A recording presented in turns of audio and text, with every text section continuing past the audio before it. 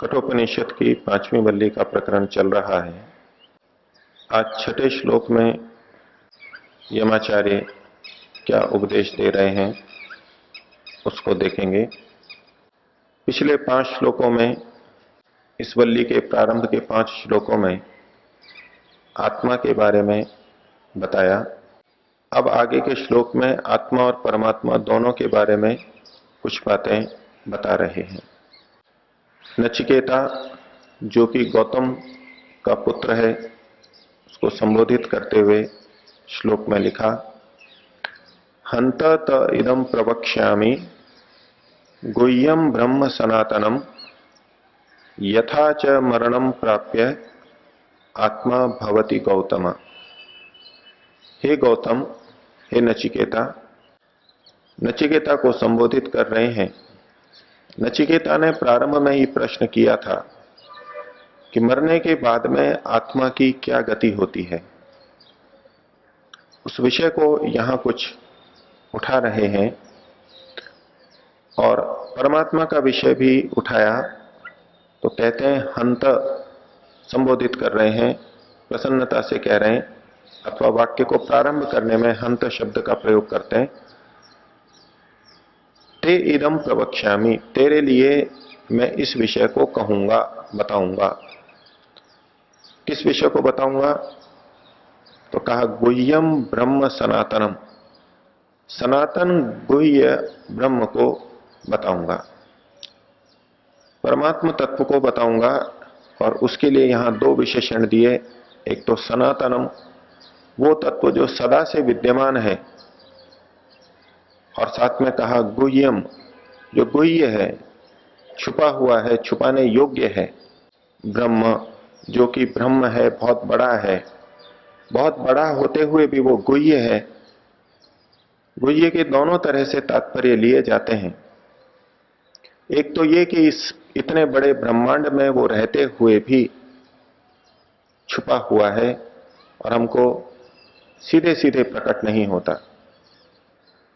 और दूसरा, परमात्म तत्व वो है जो यूं ही हर किसी को नहीं बताया जाता, गुह्य है उसकी। तो कहा गुह्यम ब्रह्म सनातनम, एक तो मैं तेरे को ये बताऊंगा कि सनातन गुह्य ब्रह्म कौन है, उससे संबंधित कुछ बातें बताऊंगा।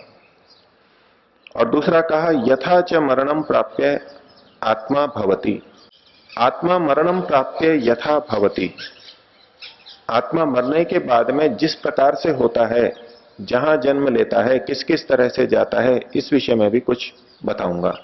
तो 2 विषयों को अधिकृत करके आगे उसका वर्णन कर रहे हैं। 7वें श्लोक में आत्मा के शरीर त्याग के बाद में आगे वो कहां कहां कैसे कैसे जा सकता है उसको बता रहे हैं।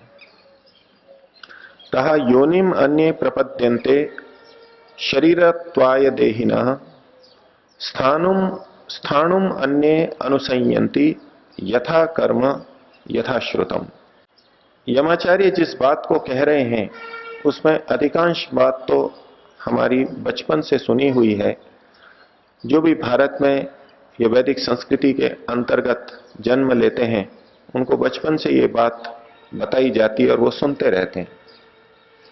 कहा अन्ये देहिना शरीरत्वाय योनिम प्रपद्यन्ते, अन्य लोग, कुछ लोग, ब्रह्मवेत्ताओं को हटा दें, ब्रह्मवेत्ता तो मुक्ति में जाएंगे, उनको छोड़ करके जो बाकी हैं उनमें से कुछ, तो अन्य देही लोग, देही का मतलब आत्मा, जिसके लिए ये शरीर है, जीवात्मा चेतन तत्व,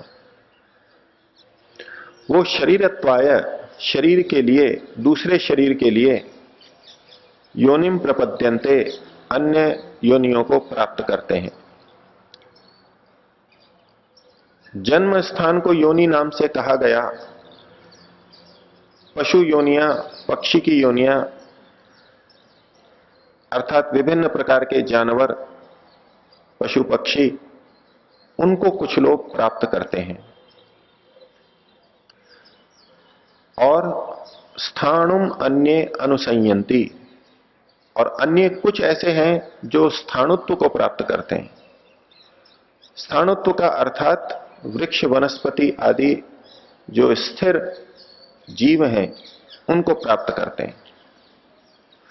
दो विभाग कर दिए गए, एक गतिशील प्राणी और एक स्थिर प्राणी।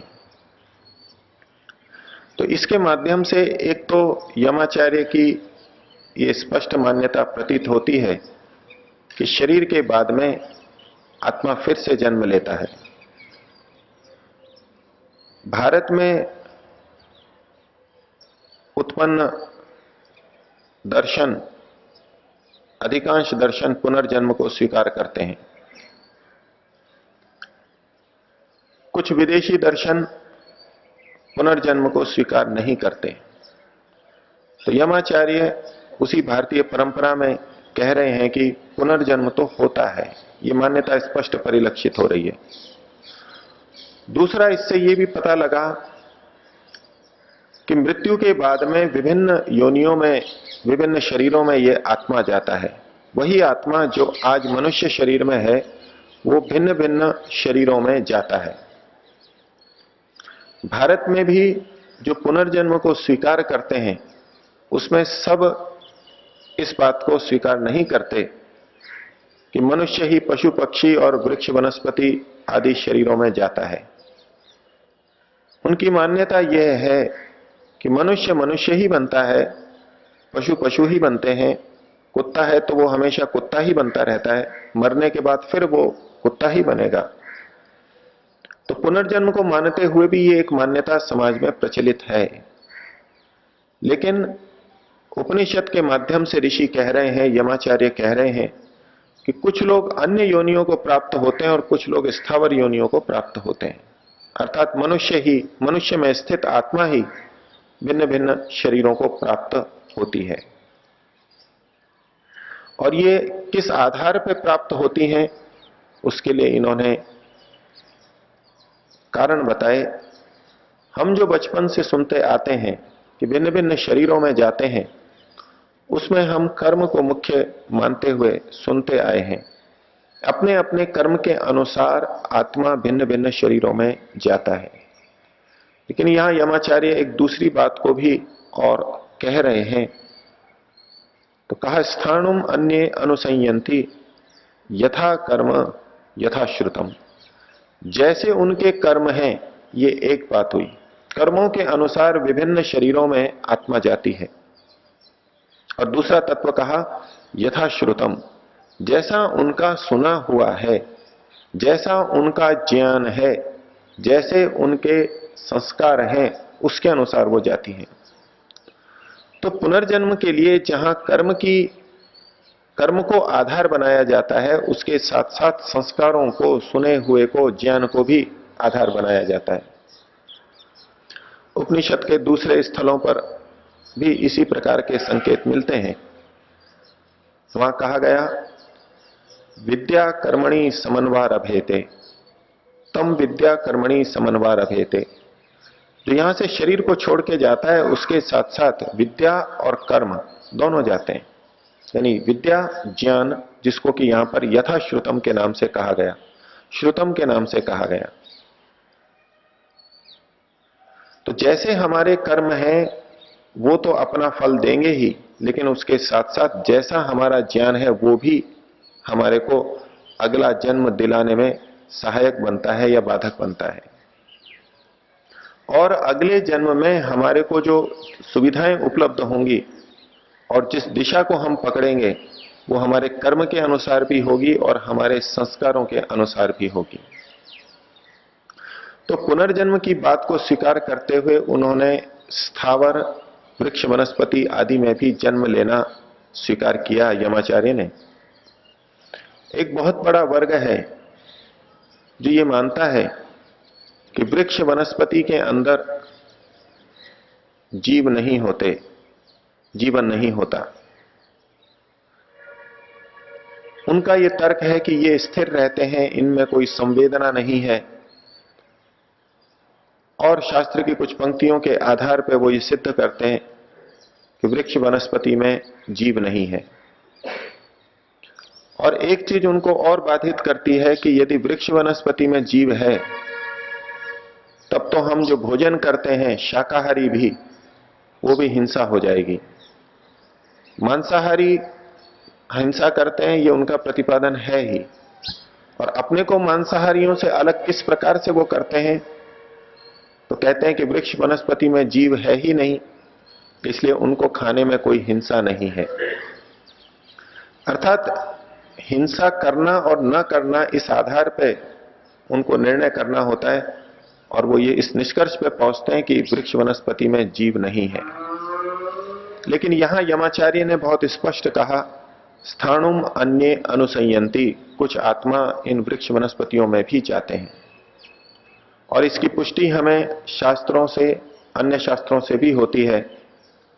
मनुस्मृति का एक बड़ा प्रसिद्ध श्लोक है, तमसा बहुरूपेण वेष्टिता कर्म हेतुना अंतः संज्ञा भवन्त्येते सुख दुख समन्विता। ये जो वृक्ष वनस्पति हैं, ये तमसा बहुरूपेण वेष्टिता, बहुत अधिक तमोगुण से वेष्टित हैं, आवेष्टित हैं, आच्छादित हैं, ढके हुए हैं। इनमें तमोगुण की बहुत अधिक प्रधानता है। और किस आधार पे? कर्म हेतुना, कर्म के अनुसार। इन्होंने अपने जीवन में, अर्थात मनुष्य शरीर में रहते हुए, तमोगुण को प्रधानता दी, उसी तरह के निकृष्ट, अत्यंत निकृष्ट कर्म किए, बहुत घोर पाप किए। इसके आधार पर ये तमोगुण से युक्त हैं और वर्षों इन्हीं शरीरों के अंदर रहते हैं। तो तमसा बहुरूपेण वेष्टिता कर्म हेतुना, फिर कहा अंतः संज्ञा भवन्ति एते। संज्ञा तो इनमें भी होती है, अनुभूति इनमें भी होती है, लेकिन ये अंतः संज्ञा होते हैं, इनको अंदर संवेदना होती है। अन्य प्राणियों में और इनमें मुख्य भेद बताते हुए कहा कि बाकी जो प्राणी हैं, पशु पक्षी या मनुष्य, वो बहिसंज्ञेय भी होते हैं। अगर उनको कोई पीड़ा पहुंचाए तो बाहर भी प्रकट होती है, संवेदना बाहर भी प्रकट होती है, अंदर तो अनुभव करते ही हैं। लेकिन पेड़ पौधे को यदि हम तोड़ें, डाली तोड़ें, पत्ता तोड़ें, तो बाहर से कोई संवेदना हमारे को हमारी स्थूल इंद्रियों से दिखाई नहीं देती। लेकिन इसका यह मतलब नहीं कि इनमें सुख और दुख नहीं होते हैं। सुख दुख इनमें भी होते हैं। ये भी भोग योनियां हैं, यहां भी इनका भोग चल रहा है, तो दुख की अनुभूति ये भी करते हैं, सुख की अनुभूति ये भी करते हैं। इसलिए कहा अंतः संज्ञा भवन्त्येते, सुख दुख समन्विता, दोनों इनके अंदर विद्यमान है। कुछ पौधों में हमारे को ये बाह्य संवेदना दिखाई भी देती है, जैसे कि छुई मुई का पौधा है, छूने के ऊपर सिकुड़ता है, ये उसकी बाह्य संवेदना है। इसी तरह से बहुत से पौधे हैं जो कीड़ों को खाते हैं, जैसे ही उनके पास में कीड़ा आता है तो वो अपने भाग को संकुचित कर लेते हैं, उसको पकड़ के अपने अंदर ले लेते हैं। तो ये इस तरह की संवेदनशीलता कुछ पौधों में हमें दिखाई देती है। लेकिन आंतरिक संवेदनशीलता, आंतरिक सुख दुख की अनुभूति ये सभी करते हैं। और ये बात आज के विज्ञान ने भी कई दशकों पूर्व ही सिद्ध की है कि ये भी संवेदनशील होते हैं। तो ये तो प्राचीन शास्त्रों से और आधुनिक विज्ञान से भी सिद्ध है कि पेड़ पौधे और ये सब वनस्पतियां जीवन से युक्त हैं। अब इसको बता करके यमाचार्य नचिकेता को जहां एक जानकारी दे रहे हैं, उसके साथ साथ ये सीख भी दे रहे हैं कि इन विभिन्न शरीरों में जाने का कारण कर्म और ज्ञान, ये दो चीजें हैं।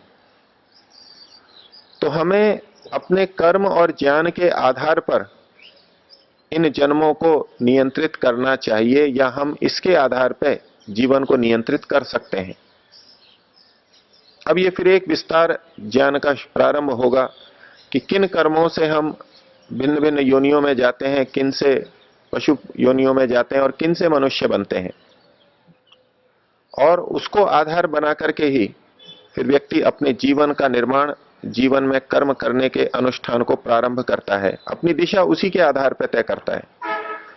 तो ये केवल जानकारी नहीं है, सामान्य जानकारी नहीं है कि इस प्रकार से जन्म मिलते हैं। उसका संबंध आत्मा के साथ में जुड़ा हुआ है, क्योंकि हमारे को भी इसी प्रकार से भिन्न योनियों में जाना हो सकता है। मनुष्य का शरीर तो वो शरीर है जिसके आधार पर हम श्रेष्ठ योनियों को पा सकते हैं। अन्य योनियां केवल भोग योनियां हैं। इस दृष्टि से मानव शरीर बहुत श्रेष्ठ है। लेकिन दूसरी दृष्टि से देखें तो मानव शरीर के आधार पर ही हम इन निकृष्ट योनियों में जाते हैं। मानव शरीर में किए हुए कर्मों के आधार पर ही हम इतर योनियों के अंदर जाते हैं। अन्य योनियों में जो जीव हैं उनके वहां पतन की कोई संभावना नहीं है। उनका वहां पतन नहीं होता। वहां तो वो अपने अपने कर्मों को भोग करके कुछ हल्के ही हो जाते हैं, अपने पाप कर्मों से कुछ हल्के हो जाते हैं, फिर अगले कर्म को भोगने के लिए दूसरे शरीर में जाते हैं, फिर तीसरे में जाते हैं। ऐसे हजारों लाखों बार चलते रहते हैं। धीरे धीरे उनके पाप क्षीण होते जाते हैं, पापों से वो हल्के होते जाते हैं और फिर मनुष्य शरीर में आते हैं। लेकिन मनुष्य शरीर दूसरे पक्ष में हमको इन्हीं योनियों में ले जाने वाला भी सिद्ध होता है। मनुष्य शरीर में किए हुए कर्मों के आधार पर ही हम इन निकृष्ट योनियों में जाते हैं। अर्थात हमारा ये जो शरीर मनुष्य शरीर मिला है, इसी के कर्म और जिन कर्मों को हम स्वयं करते हैं अपने ही ऊपर, हमारे ऊपर ही ये निर्भर है कि हम किन शरीरों में जाना चाहते हैं।